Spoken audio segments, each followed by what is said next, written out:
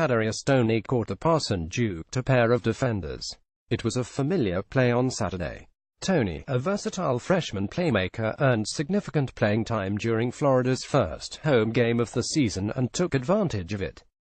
He made Tennessee defenders miss nearly every time he touched the ball, using an array of moves to elude would-be tacklers in the open field and help the number 24 Gators earn a 2,620 win over number 23 Tennessee. There's something pretty cool about having a human joystick out there, UF coach Jim McElwain said of Toney.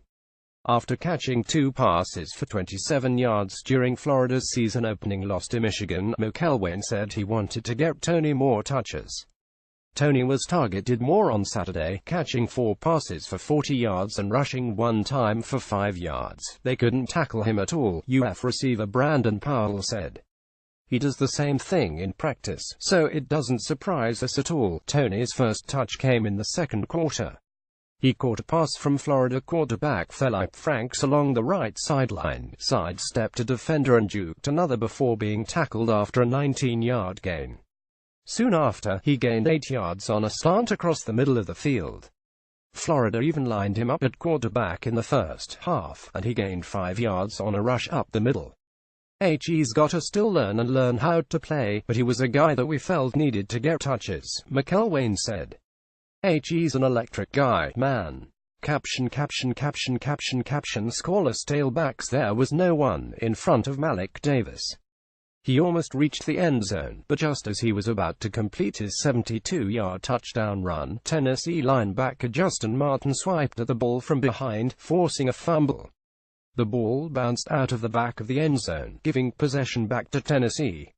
And Florida's rushing problems continued. The Gators have gone 8 games without a rushing touchdown, the longest streak in the nation. It's disappointing, running back Mark Thompson said. It pisses me off. Florida's running backs also fumbled twice, one from Davis and one from sophomore Lamical Perrin to start the third quarter. We can do that, McElwain said. Especially next week on the road. Even though they didn't score, Florida's running backs were serviceable on Saturday. The group combined for 179 yards on 22 carries, with Thompson and sophomore Perrin receiving a bulk of the touches.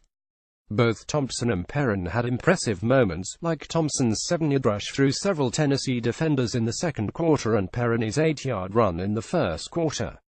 But both failed to reach the end zone. We need to play with some consistency. Play with some energy, McElwain said of the offense. When they do that, they go play pretty good. Davis led Florida with 94 yards on 4 carries, while Perrin had 55 yards on 11 carries and Thompson had 30 yards on 7 carries. We need to get a rushing touchdown, Thompson said. To not have a touchdown in 8 games, it's disappointing.